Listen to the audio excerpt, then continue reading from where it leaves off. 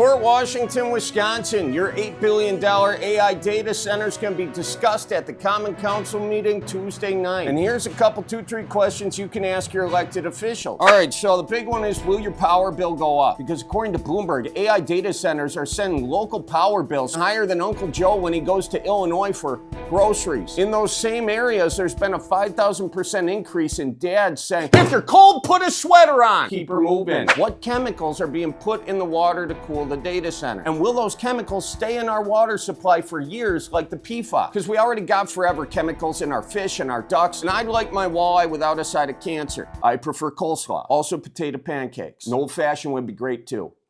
Speaking of which, why am I not drinking?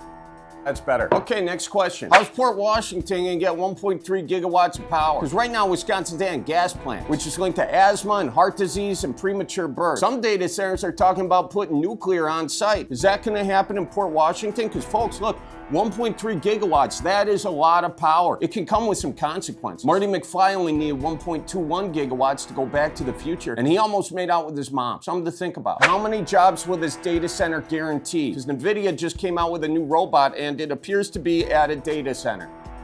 Uh-oh. So I'm just doing math, and yikes. So unless that robot's going to buy a beer after work, I don't know if he's going to contribute a lot to the local economy. Now, folks, just the data centers that have been proposed are going to be using more energy than all the homes in Wisconsin combined. So the question is, what's the benefit of giving more energy to robots than people? Because if it's just to put the groceries away, I can do that myself. Okay, fine. I put the milk in the cupboard one time, but it made sour cream, so no harm, no foul. I mean, it did smell a little foul, but let's keep her moving. Finally, you got to ask if the answers you get to these questions will be legally binding and in a contract. Because if they're not, I mean, I'm just going to have to ask Father Tom to go over there and do a guilt trip. And yeah, while Father Tom's guilt trips can work, I am still putting Cole's cash in the collection basket, if I'm being honest. Also, folks, these questions should be asked to your state senators, because they make the rules. And right now, data centers are like roundabouts. There are no rules. All right, that's all for now. Common Council meeting Tuesday night, 6:30 in Port Washington. You guys keep her moving, and as always, go Brewers